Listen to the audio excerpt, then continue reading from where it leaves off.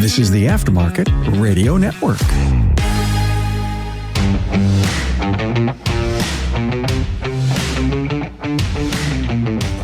Welcome. We're recording live on Business by the Numbers from Vision 2024. I have Jay Huff from CarMedics from North Carolina here joining me today to talk everything under the sun, from cash flow, planes, you name it. Just want to especially thank our sponsors for allowing us to be here. Hey, did you know NapaTrax has on-site training plus 6 days a week support?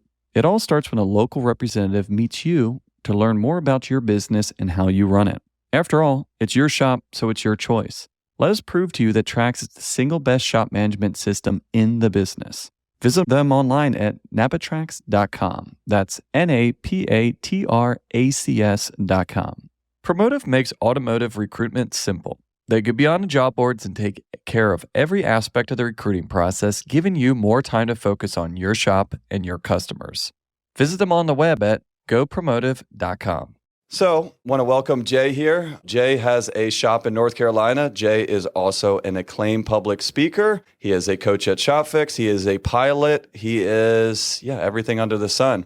And that's pretty much the topic of this episode. So, Jay, wanted to say first and foremost, thank you for coming. And give us a little bit of your background here on how you ended up speaking at the Vision Conference. Yeah, so I didn't know I was going to be here till about a month ago. It's my first time at Vision. I love it. I like meeting people from who I don't usually see. I go to the ShopFix conferences and first time at a non-ShopFix conference in a while. So it's been good. Aaron Stokes, I think he is on a missions trip with his daughter. So super honored to speak in his place. And that's been good. Yeah. So it's been good leading up to it. And just so people know, Jay was told 4 weeks ago or so that he was going to be speaking here and teaching a class on it. And I went in and I watched the end of it this morning. It was really good. And most people, even if they had 4 months or even 4 years notice to get up and speak, and it had to be 170 or so people. Yeah, that's pretty impressive. And a lot of people would not have done that. And also to pull it off like you do with the energy. And the biggest thing about you is you do have a passion for this. I've seen some people talk and you're reading your slideshow, but you don't really care. I mean, you truly do care about this. You care about your shop and the industry too. Absolutely. And it's only because I think about what my life could have been. So when I 100% believe I should have been face down, like broke, homeless somewhere. But I found ShopFix. I found other people that has survived and not only survived, but succeeded in this industry. So I just feel like I need to give back and I just feel really passionate about it. I feel like owners feel like they need to fall on the sword, can't be profitable. Profit is like a dirty word. And it hurts to see that. What I talked about today is a stress-free business, how to make your shop stress-free. There's so many owners are stressed out. The thing about business, right? Business will either take your time or it'll take your money, right? It'll take one of those two things. But for some reason, auto repair will take both your time and money and your family with it. I'm actually coaching clients that they're going through a divorce. I 100% believe that if I didn't find the help that I found, I would probably be divorced right now. So it's just my passion comes from just what my life could have been and just from the gratefulness of having found people that have found success in auto repair. Yeah, and it's true. And I see a lot of people where they don't quantify their own time as a metric that they look at. End of the year, how much did I make? How much did I not make? And a lot of people don't factor in what is your hourly rate. That's great that you made this money, but you spent 3,000 hours of your year away from your family, away from your wife, away from whoever to make it. Is that much better than spending half of that, but maybe almost making 90% of the money?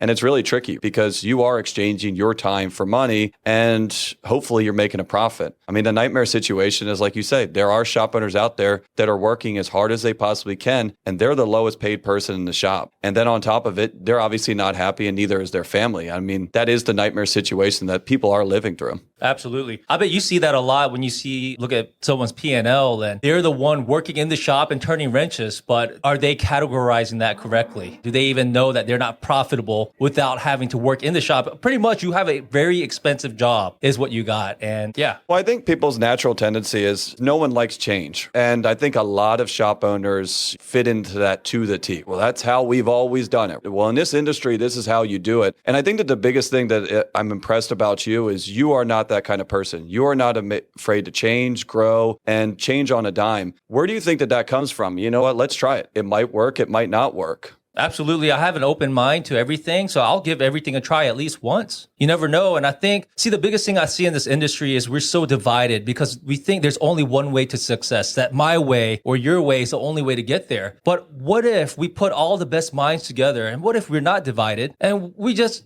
guys, in unity, we put all our ideas together, and can we just maybe think that there's more than one way to find success? There's more than one way to do something right without bashing each other. Yeah. And yeah, and you do see that. And also a lot of it is like, well, how do you define success? That is so different for so many people. And I think also different depending on how old you are and what stage you are in your business. I say a lot, and I see this a lot, is you're young and you're in this industry. It's not very hard to make more money. Just work more. Now, you're obviously sacrificing your own time, your own free time, family, if you have that, energy. But it's like, it's fairly simple to make more money. Just do more work. We're getting paid $150, $175 an hour labor. It's not too hard to do the math on that, where you want to crank out 60 hours a week, you can make good money. Now, how long can you do that? How can you do that in scale? That's really hard. Now, one of the big things about you is you're able to do this and not be in the trenches and not turn this into two jobs like a lot of self-employed people are. How did you start to make that transition out of the shop? And then to follow up on that, do you think that actually was where you started to grow more when you were out of the day-to-day type operations? Yeah, absolutely. So by me defining that success is both having time and money, because you can have all the money in the world, but if you can't go home and have dinner with your family or your wife, then what good is that? Money's nothing at that point. And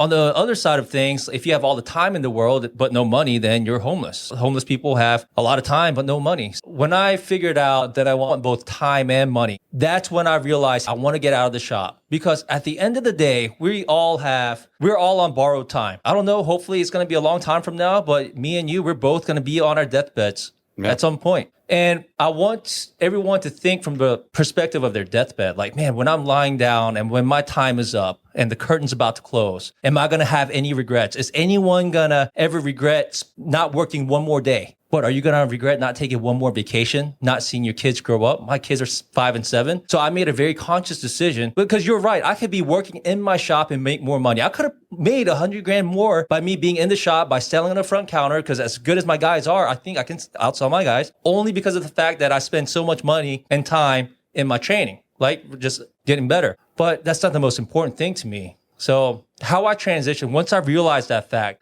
what I started to do is I got out of the day-to-day operations. And for 2 years, all I did was lead meetings every single morning. Just do one too many meetings. I would stand up in front of my crew, and that's how I led my shop. And then even then, October of 2022, I passed that off to my manager. So now I'm completely hands off. I think I went into the shop one time this year so far to pick up a rebate check when the shop was closed. So that's what. By the way, I want to ask this question. Okay. All right, rebate checks. Like, can we just, how do we categorize that? Can we just cash that if it's a rebate check from a parts manufacturer? What's the correct answer for that? I don't know. I think a lot of people have that question. And while we're on that question, what I want to know is, what about your cashback on credit card statements? How does the IRS view that? Yeah, so on the rebate checks, I mean, general rule of answer on a lot of this stuff is, if it's deposited and it's deposited into your QuickBooks, your accountant is probably going to look at that as income. Now, if it doesn't go into your QuickBooks account, then it is, no one ever saw it. It never happened. Now, the only thing about this is we don't see this as much in the automotive space, because you guys don't get anywhere to kind of rebates like the tire guys do. The tire guys, yeah, it's massive amounts. But again, they have kind of trimmed it down. Used to have tire guys that would get prepaid debit cards with $5,000, $10,000 on it, because they knew the game. If we give this to the individual personally, they're not going to report it. Now, most of these guys are like, well, we're not going to give you money. We're going to give you statement credits, where it's very hard to dodge it. But more or less, if you're depositing this stuff in there and it's a business check, then you're going to pay tax on it. If you have a personal rebate check, you deposit in your personal account, then it has nothing to do with taxes. The cashback, the rebate stuff on the credit cards is very hard for me to give a blanket answer on this one, because the points versus cashback versus stuff is so different on it. I mean, generally what I tell people is this. If you have a business card, if you have, personally for our business, we use majority Amex points, or we use American Express, and then those gets points. My thing is, a business credit card, the expenses, the charges go down through are all business expenses. Points are for personal stuff. Because the whole idea is, if you go out, like let's say you're using points. All right, so I got that. I did this and I was able to travel and I was able to go to the VISION show for free. If you went to the Vision show for free, that means that there's no expense, there's no write-off. However, if you said, I'm going to use my credit card and I'm going to pay to go to the Vision show so I can get the deduction, but when I take my kids to Disney World, that also costs $8,000 or whatever it is, we don't get no deduction, but we weren't really trying to get a deduction for that.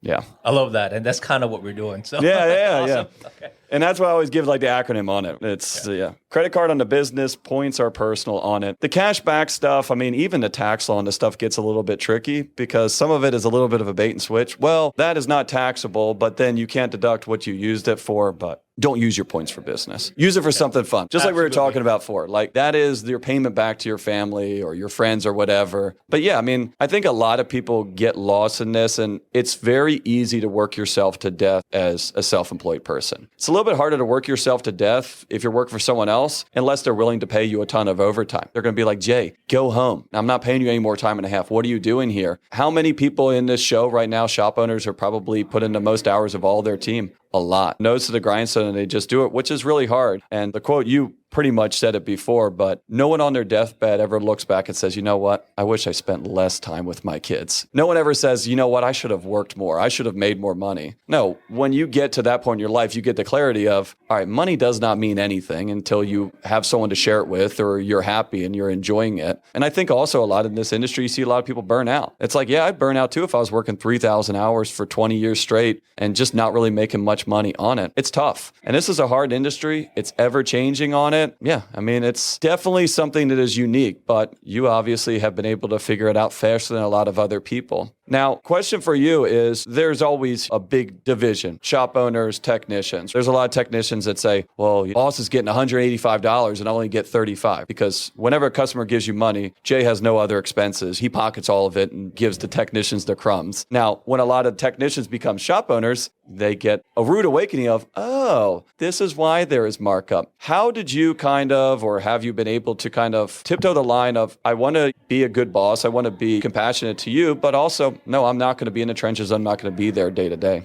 Yeah. So honestly, I don't want to be the only person that makes money in my business. I feel like I make pretty good money, especially for the amount of work I do. And 100% I agree. Like your employees will think that if you do a $200,000 month, they probably think that you're making $200,000 a month. Maybe 190, right? Right. Yeah. But see, they don't see the expenses behind it. The gross out of your gross profit, you're having to pay for insurance, the rent, the marketing. I mean, it's really expensive. I mean, you see that on a month-to-month basis on how expensive it is to run a shop. But I feel like you and your employees, I feel like we need to be on the same boat because it's not employee versus owner. And a lot of that has to do with the pay plan. So if you pay your employee no matter what at an hourly rate, so if they make $25 an hour no matter what, then yeah, they're going to probably feel some animosity towards you. But if you have a business and if you can sell the dream and say, hey guys, think about something that you really want. What do you want? What do you want in life? Do you guys want more land? Do you want a new house, a new truck? Sell the dream. In this industry, some businesses and some owners see flat rate as a dirty word, right? Oh, you're paying flat rate. Oh, you're undercutting your technicians. You don't want to pay them a lot. No, that's the opposite. I want to give you more opportunity to make more money, to have skin in the game. And some people are going to be like, they're going to cut corners. No, they're not. Not if they truly care about your business, because they know if you're flat rate, then they know it requires customers to keep coming back for them to make money. So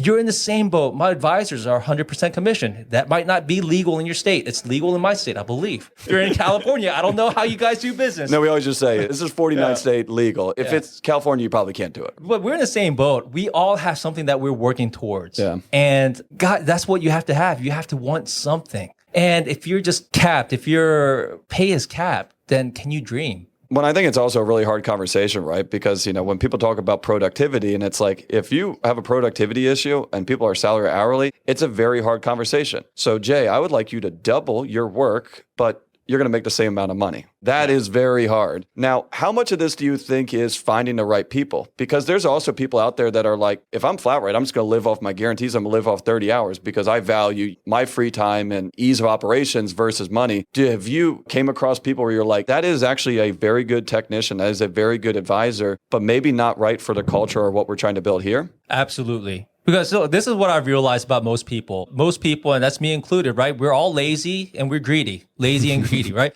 So The American dream.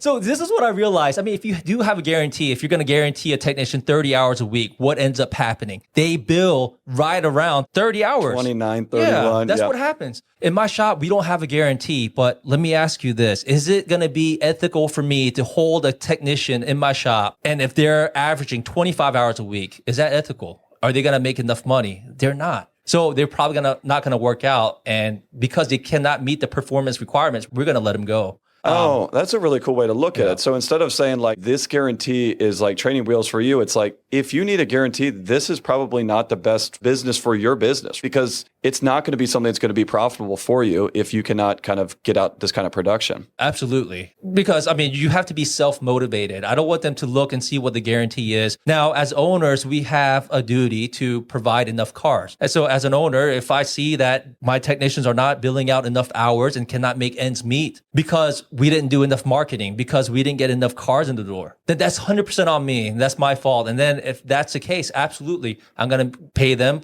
their time. Yeah. But if we have plenty of cars coming in, if we're doing the right thing, if we give them enough cars to work on, if they don't make enough hours, then that's on them. And I'm sorry, if you guys are averaging 20 to 25 hours a week and can't make ends meet, I hate writing low paychecks. Yeah. I don't want to be the only one making money. No, you want to be writing those big checks. If you're making $120,000 a year as one of my technicians, we will be the happiest person to write it. And I think that's honestly refreshing because a lot of people came from the dealership side where it's the opposite. The people that were the highest paid technicians at a dealership always have a target on their back from management when it's kind of funny. It's like, yeah, you paid that master dealer tech $160,000 a year, but he probably built out $1 million.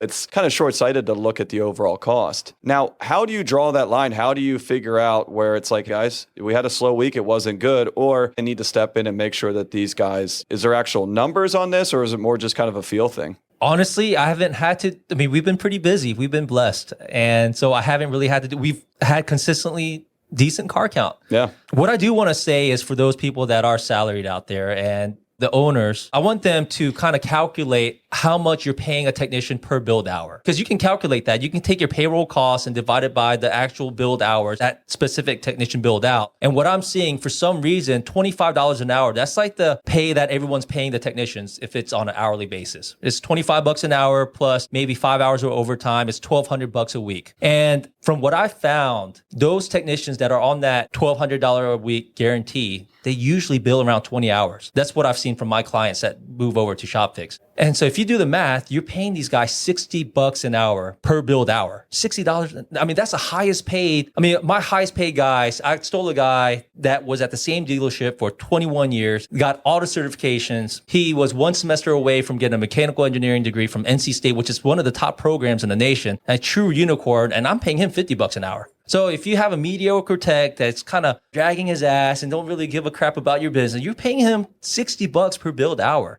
And all I want to say is, would he be excited if you gave him $40 an hour, bumped it up to $40 an hour and say, I'm going to give you $40 an hour for everything you turn? Is he going to see the upside of that? Or is he going to think, oh man, my owner, he wants to make more money, so he's actually giving me a pay cut? Yeah, and I think that if you have the right person or the wrong person, they could look at it either way.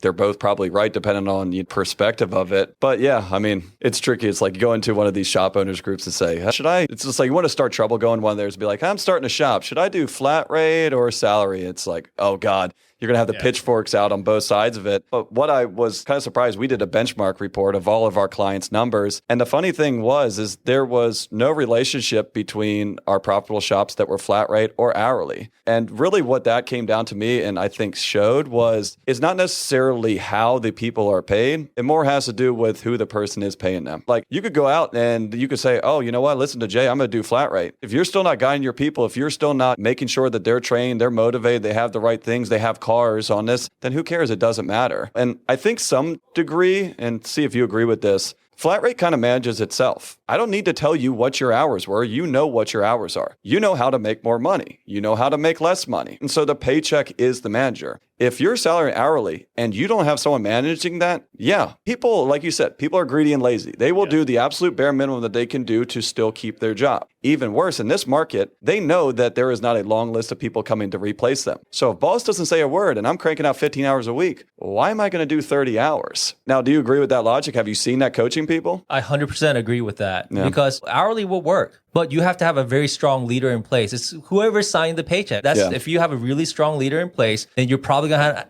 but the only trade-off is you're going to have to probably be in the shop and kind of monitor that on a day-to-day basis. Or someone's going to have to monitor that. But you're absolutely right. If you're not a good leader, if you're not a very good manager, then flat rate is going to be a lot easier because on Monday morning, I don't have to go in there and say you did a really bad job. They will actually know by looking at their paychecks. You're right. It does manage itself. Napatrax has made selecting the right shop management system easy by offering the industry's best, most comprehensive SMS. It all starts when a local representative meets with you to learn about your business and how you need to run it. After all, it's your shop, so it's your choice, and having a local representation is a huge plus. Customizing tracks to your business, whether you're a one-person shop or a large multi-bay or multi-location company, our representative consults with you to help optimize your shop's workflow, efficiency, and profitability. And unlike the other guys, we'll be there for you after installation with the best training and support in the business with a learning management system tailored to each role in your company. Simply put, Trax was designed and built for shop owners just like you. Visit us on the web at napatrax.com. That's napatracs.com.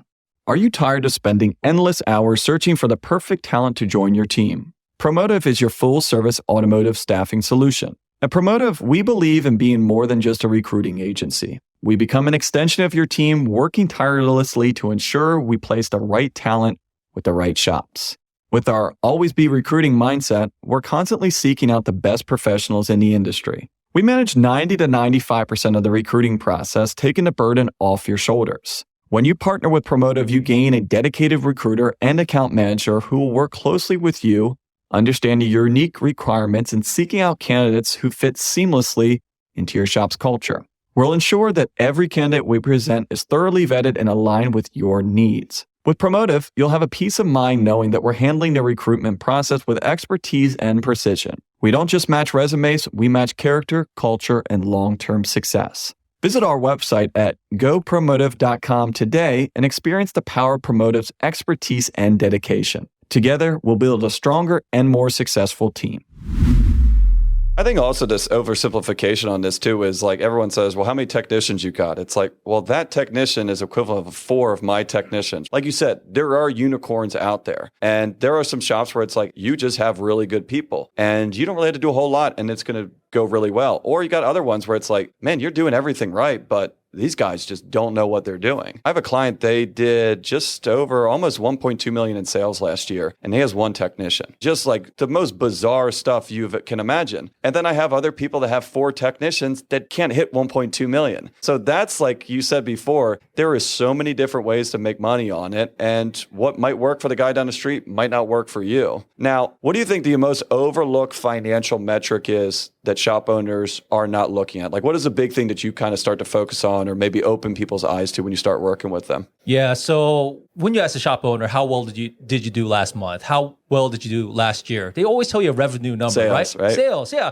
But 2 million in sales. Yeah, but do you keep all your sales? No. Do you even keep your gross profit? No. Yeah. Do you keep your net? That's a loaded question, right? Because on your P&L, do you keep all your net? Well, I mean, my debt payments aren't showing up. My car payments aren't showing up. My equipment financing's not showing up. So you have these shop owners really focused on revenue, but they don't care about the cash flow. And they don't realize you're going out of business, that you could show a $120,000 net per year and still run out of cash and go bankrupt because they're not factoring in the debt payments. I mean, how many of us I took the idle loan. How many of us took the idle loan and all these loans, made all these bad decisions in the past 3 years, and we had this debt payment, but we were not factoring that in? and we still have to pay those back. So I think that's tomorrow's problem, right? That's tomorrow's problem. No, it came up in the class, right? Yeah. Because it's tricky, and I get it. It's 30 years, 2.75, 3.75% interest. I mean, it is the craziest, cheapest commercial loan we have ever seen and hopefully ever do see. But yeah, I mean, that's scary for a lot of people because it's like, you're young. There's a good chance you could even have these businesses for 30 years. I got people that are 70 years old that owe $500,000. And they say, well, I got 30 years to pay it back. You're 70, like, not to be mean, but I don't want you to still be in the shop when you're 100 years old. And that's the scary part, is that you see this, and a lot of shop owners have used that to reinvest. A lot of shop owners still have this in reserves and are just making interest off of it. But yeah, a lot of people, I don't think, even realized that they were losing money, because a lot of people say, well, I got money in the bank, credit card's still swiping. I look at my bank balance, I never had this much money. But it's like, no, you've been burning money for the last 2 or 3 years. You've been living off of government money. And I would be curious of how much harder this is, because even a normal shop's financials got very complicated when you had PPP, ERTC, EIDL, all of this different things where it's like, yeah, there is 10 different reasons why you have money in the bank. And it could mean that you still don't actually have any profit. That's right. Yeah, just masking all these problems. Yeah. And you don't know you have a problem in your shop. It might be even better to not have as much money in the bank, because then you'll know you're not doing a good job and you need to make some changes. Yeah. No, that is true, because you know what? And I think that a lot of people have a negative relationship with money. They don't like it. They don't like looking at it. It makes them nervous. And I think that a lot of people like to be deliberately ignorant on this. They're like, oh, I think everything's fine because we still got money in here. But then, yeah, what happens is when you get down, and by the time most people realize, oh crap, I'm broke, that is a really hard position to be in, because you can't go get money quickly. You can get money quickly, but it is not cheap money. Yeah, not now. Yeah. 3 years ago, right, it was easy, but no one's really lending now. No. It's going to be high interest. It's not going to be enough money. Absolutely. It's a different times right now. Yeah. A lot of people are facing the music. Now, let's talk about that. You work with a lot of shops. You see, you're in your shop yourself. I mean, what is kind of your forecast that you see? I mean, we have a really strange, and Jay and I talk stocks and talk market. We won't bore you guys with that. But this economy is still, I'm just so flabbergasted, because if I gave you all of the numbers of everything else out there and then said the S&P's at, you would be like, oh, it's in the tank. It's like, no, it's at the highest it's ever been. Like, we have so many different things where you look at these indicators, you're like, we should have already been in a recession years ago. What is your forecast for the industry? What is your forecast for your shop or other shops? We in for a good year, bad year? Who the hell knows, or what? It's a who the hell knows. It's crazy things happening right now, right? Because I'm looking at the asset prices, well, like cost of goods, because I just bought a Corvette, and I've been looking at Corvette prices for the past year. And it was inflated, and finally it just dropped like a tank. Like, it dropped like a rock. I'm in the market for buying an airplane. I'm in the process of buying an airplane right now, and airplane prices are going down too. All these prices are going down, but stock market's still hitting 52-week highs. And then, I don't know, like, you look at crypto, it's all-time highs right now. Like, Bitcoin hit there, like, almost at the all-time high. I don't know. It's just crazy market. Who the heck knows? I do know that people are losing their jobs. Like, tech market, they're still laying people off, but NVIDIA just going crazy. I don't know. What I see from my shop, it's harder to make the sale right now. Yeah. People have less money, even though the stock market is up. That's not most Americans. And that's not most Americans. But that also tells me is I don't think we've seen the worst of it. I think this might be just the beginning. So if there's people out there listening, and if you're struggling right now, you might be in for a really, really hard time. Yeah. And that's what, like, sometimes on the podcast, and we've been talking about this for years since COVID, of like, cash is king, be careful. It's better to have it, not need it, than the opposite. And I think that's the big thing that telling a lot of people of like, there is so much volatility on this. They measure this stuff. It could go up, it could go down. We could have a soft landing. They could raise rates again and completely cripple everything. And like we've seen a lot in the past too, when you have a market like this that's kind of on the edge, all it takes is one event that could lead to the whole house of cards falling down. What do you tell to your shops that you work with on, are you telling them to increase their reserves? You telling them to be a little bit conservative about expansion? Or how do you weigh that aggressive nature of expanding and being an entrepreneur while still being like, I got to make sure my core business and obviously my family is still going to be protected? Yeah. So with the past 3 years, with so many people having so much money, I see so much expansion and people buying second shops, third shops, fourth shops. Eighth shops, 12 shops. Yeah, and they're doing all of that off of cash flow and not really knowing if they're profitable. I really want all my clients to really have their ducks in a row. I don't want them to take the risk right now. Or that same by Warren Buffett, be greedy when others are fearful, be fearful when others are greedy. For the past 3 years, everyone's being greedy, so everyone's trying to buy up stuff. But when was it? Like January through July of 2020, when everyone was scared. If you bought anything, if you closed your eyes and threw the dart at the stock market, I mean, you made money. If you made any if you bought a house, if you bought a car. Absolutely. And so I moved from a 6-bay facility to a 10-bay facility. I signed a 20-year lease during that time when everyone's scared. And I got the best deal. I was like, man, I'm just going to sign a 20-year lease because, man, I'm not going to go anywhere. I'm not going to get this type of deal anytime else. So past 3 years, if you guys made a huge move when everybody was going to, you probably overpaid for a lot of stuff. And I think if you're kind of on the fence about buying something or not buying something or opening a second shop, I think there's going to be a lot better deals maybe 6 months from now. I don't think the bottom is hit yet. Yeah. So. We've seen a lot of that stuff dry up. I mean, like you said, when COVID happened, there was a lot of screaming deals because people panicked and said, I'm retiring. You can get it for a song. And rates were 1% or ridiculous. So it's like, I'm getting this. It's free money virtually on this. And then we saw the obvious COVID spike of everything. And businesses were no different. I mean, some of the deals that came across my desk, and I'm looking at buying this shop. It's like, all right, it's average about $100,000 a year in profit. Not bad. They want 1.4 million, no real estate. Like, not really my thing. But again, you could overpay. If you're financing at 3%, it's like, this still kind of works. But yeah, those deals have kind of slowed down. Obviously, banks have got more conservative. And the last SBA loan I saw was 9.5% or something like that, which that's a hard pill to swallow. Now, I'm curious to how much you take this into consideration for you. But I feel like a lot of people keep on saying, I'm making this, I'm going to do another shop, I'm going to do another one. Like, when is enough enough? Well, how much do you want to make? And like you said, spending time with your family is sometimes in exchange for spending time at your business and making more money. So do you ever kind of look and say, well, you always wanted to make 400 grand. You're now making 600,000. Why are you trying to upset the apple cart? Why wouldn't you be fine tuning that? Or you just trying to set another target and keep on growing to the next level?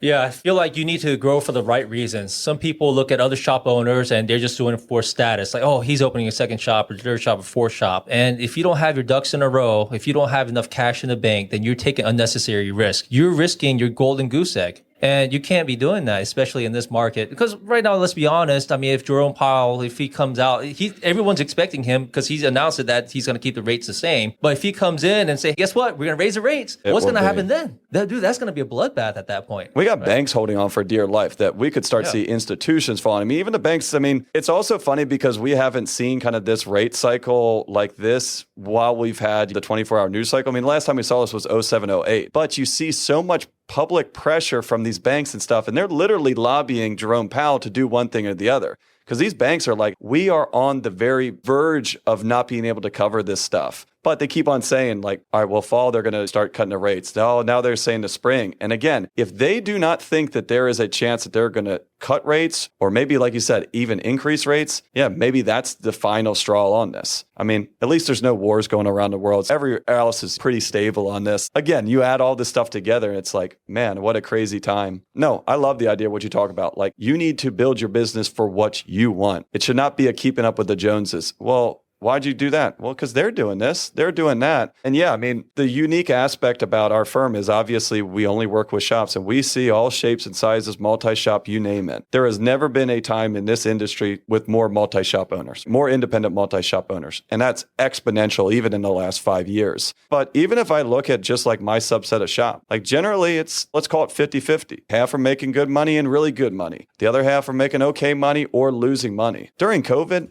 absolutely no one was losing money. Like, if you were not making money during COVID, I'm not sure what was going on. And I'm kind of curious if you think it's just like the recency bias of like, well, times can never, they're always good on it. It's like, no, I mean, there's good years and there's bad years. Yeah, I definitely believe in the boom bust cycle. I mean, last few years, there's definitely an automotive boom. I think it's the greatest boom in the automotive industry in its history. Since you and I have definitely been doing this, yeah. Yeah, rising tide lifts all ships. Yeah, when the economy's good, when everyone's buying, I mean, everyone was knocking on our doors trying to get into our shops because they couldn't buy a new car, the chip shortage or whatnot, and you couldn't buy a car if you wanted to. There just wasn't the supply, so they were forced to fix their cars. Every auto repair is going to do well during that time. Yeah. Or how many people are looking of like, I'm 20% out from last year. It's like, well, you went from $100 hour to 120. So it's like your pricing, or even like on the part side of it, it's like, oh, I went up 20%. Well, that cost of that part went up 100%. So exactly. So much inflation. Yeah. So to kind of wrap all of this stuff, and like I said, we got to talk financials on here a little bit, some numbers, some metrics. If you're looking at your numbers, Well, let's see. Do you look at your numbers on a weekly basis? Daily basis. Daily basis. All right. So let's do this. So if you're advising a shop owner that's saying, I want to start stepping out of my shop, obviously we know that financials are important. If you're not going to be there, the financials are your lifeline to what's going on. So if you're a shop owner, or you're trying to talk to a shop owner that wants to start stepping back, what are you looking on a daily basis? What are you looking on a weekly basis? And then maybe even more of like, all right, what are you doing with that information? Yeah. So if we know that even with a positive net, you can still go bankrupt, we need to add up every single expense in your business, plus what you need to take home to survive, plus everything that doesn't show up on the P&L that gets taken out of your bank account, like your debt payments. You have to add all that up, and that's your gross profit dollars per month that you need. If you can figure out how much gross profit dollars you need to cash flow even your absolute minimum, then you can figure out your absolute minimum metrics for a daily basis. Because if you aim small, you miss small. A lot of people, what they do is a lot of people use TechMetric and look at the end of day reports. But if you just look at the end of day reports at the end of every month, that's a lagging indicator. It's like you can't really pivot from that. That month was bad. Yeah. We'll try to do better next month. Yeah, but there's a report called the Hacker Tracker on TechMetric where it'll show all the tickets that are open that day, what sales you made that day, how much GP dollars you sold that day. Honestly, do I care about percentage? Yes, a little bit to a point, but you can't take percentages to the bank. What you need is solid GP dollars, take it to the bank, and from that, you pay all your expenses plus your debt payments. So that GP dollars per month, it has to equal whatever is being expensed out plus what doesn't show up on the P&L. So yeah, I look at that metric. It's going to be different for every shop because what's crazy is you see some shops doing huge numbers, huge, like $300,000 a month, but they're still cash flowing negative because they made so many bad decisions up until this point, taking out so much debt, so much loans, or they maybe bought a really expensive business. So it's going to be different for every single owner out there, but you got to figure out how many GP dollars per month you got to make. I would break that down into per day per advisor so you can hold them accountable. And if you're not there, what I do is I have all my advisors text them their sales numbers to my manager, all my technicians, because you can break down how many hours each technician needs to do per day. So my technicians also text my manager those numbers. And then at the end of the day, my manager texts me those numbers because now there's accountability at every level. Like you went back to sales. Everyone would talk about, oh, what kind of shop you got? Oh, we do 2 million sales, whatever. It's like, who cares? What's your target? Well, we want to do 100,000 in sales. Why? You need to start from the bottom, which is exactly what you did. How much do you need? Because you're building a business to support your business, and no one out there is going to have the same number. Statistically, you might have one, but probably a couple cents, it's going to be off. What do you need to take home? Meaning, what do you need to survive? What kind of debt payments? What's your overhead on it? There's your target. And I need $50,000 in gross profit. And what Jay is talking about when he says I don't care about gross profit is within reason. If I get $50,000 of gross profit, I don't really care if that took $100,000 in sales or $120,000. And I think that is one of the biggest pieces that has allowed you to step away from your business is because you've said, this is what I need. How you guys do that? You're going to do it different than I am. You might do it worse. You might do it better. And you have to be flexible because I think the hardest thing for a lot of shop owners is I'm going to step away, but you guys need to do it exactly how I do it, all of this. And it's like, you're not going to be able to clone yourself. No one's ever going to do it the way that you do it. But if the end result works out, do you really care? Nope. That's right. Yeah. Well, awesome. Jay, I just want to thank you again. Congratulate you on an awesome talk this morning. And yeah, awesome time. Thank you. Thanks, Hunt. It was great being here. Thank you. Thanks. You've been listening to Business by the Numbers with Hunt Demarest on the Aftermarket Radio Network.